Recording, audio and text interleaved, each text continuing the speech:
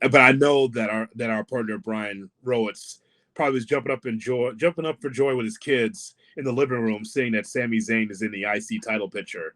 For God's sakes, as if he hasn't been over before. The reason why I'm pushing for Chad is because I want him to be over in that spot as a serious champion. Like, I won't do the lazy comparison to Kurt Angle, but what I will say is that guy has done the comedy and he's ready to break out, and he's a wrestler's wrestler, and we've seen this from time to time in the ring where he's serious and can compete. The first time we saw him against Gunther, I was convinced. I'm like, this guy here can get over as a character, as a champion. I think people would like it, but that's not the case. So, by the way, are we not getting Nia Jax at WrestleMania after all that work? Well, I mean, that's not even the biggest women's name that's missing right now. Are we doing anything with Bianca? Well, it's a good question. I mean, all they had for her on SmackDown on Friday night was a backstage segment with Naomi discussing whether or not they felt bad for Bayley. Like, that was it. That was it for Bianca. That was the only thing we saw from Bianca Belair. We're less than a month away from WrestleMania, and it doesn't seem like she's going to be on the card. Like, Nia Jax, to me right now, has more of a possibility of somehow being featured because of how prominently she's been on Raw and been involved with Liv Morgan and Becky Lynch. And that's a pretty prominent spot that those three have been occupying, and now is going to be in a last woman standing match on this upcoming Monday Night Raw. Like, she's been more featured and has had more TV time than Bianca Belair. So you didn't say the Kabuki Warriors, right? I did not. They do not have a match. So that's the only championship that, as of right now, is not being defended at WrestleMania. Okay, so that's the pre-show. Kabuki Warriors against Naomi and Bianca Belair. Now, that sounds terrible for them to be on the pre-show because Bianca Belair is a star. And she's on the cover of is it 2K? And so, we saw the promo between Naomi and Belair, in which Naomi's like, I feel bad for Bayley, and Bianca's like, no, you weren't around, Naomi. You're in TNA. When I was here getting beat down by Damage Control, Becky's not a good person. This whole Damage Control thing, I would stay out of it. And Naomi's still like, I don't know. I feel bad for Becky. And Bianca's like, whatever, but you weren't here. You didn't know. You didn't go through what I went through. And I feel like maybe those two could team up and somehow take on the Kabuki Warriors. I don't know. I just feel like since they're part of their women's tag team champions, they should defend the titles. And that's the best way that's the only path I see for Belair on the card. Yeah. So, I mean, I had Naomi written down too because she was such a big return for WWE, and at the Royal Rumble, she was and hasn't really had much. She's had a TV match here or there. She was featured again, just a quick little backstage segment, on SmackDown this past week. And speaking of SmackDown, again, maybe it's because the Bloodline has been, taking up so much of the time because The Rock has been there the last 2 weeks. And he's going to be there again tomorrow night. But KO.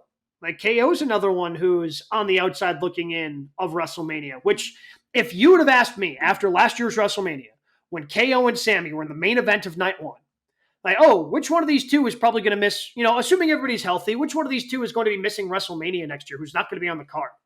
Kevin Owens.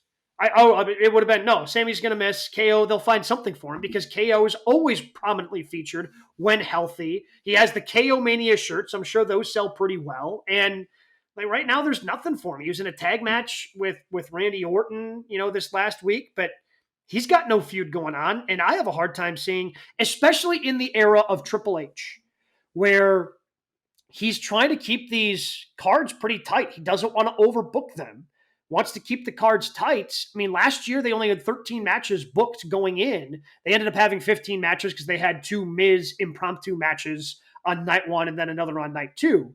But they only had 13 for the 2 nights booked going into, and we're pretty close to that number already. Yeah, not to criticize AEW, but WWE is not doing what AEW does, in which AEW puts 55 people on the card. If you don't put you in a battle royal. Well, everybody doesn't deserve to be on the card. However, I would say that if you've been prominently featured, especially on SmackDown and Raw, you've had these contender matches or you've been able to pop a rating, you deserve to have some kind of WrestleMania recognition. Now, a lot of this feels like Andre Battle Royal nonsense. That's what it feels like. Yeah. Uh, but I think that some of these people we mentioned deserve better than that. I'll throw someone else in too, and unfortunately, you could just tell Gabe as soon as she came into the company, they were like, "Who have you worked with?" QT Marshall. Oh, sorry, bell rang. You're not ready because everyone's waiting for Jade Cargill against Bianca Belair, Oh yeah. but Jade's just not ready. Well, and you can't throw her in there at WrestleMania if she's not ready, right? Like that's just Yeah, you just can't. And it seems like there have been so many false starts with Jade, right? When she first got there, and then where's she going to sign? And she's being featured, and they keep doing all these different things, but and then she pops up on television again, but then goes away for a while. Like it just doesn't quite seem like they can quite figure out just what exactly they want to do with her because they clearly still want to get her on television. They don't want people to forget about her, but also I don't know if they think, okay, maybe she's ready. Okay, maybe she's not ready. It just seems like they're a little unsure as well.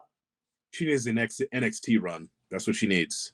Yeah. She's she's got to work and do the WWE style, and because we all want that match.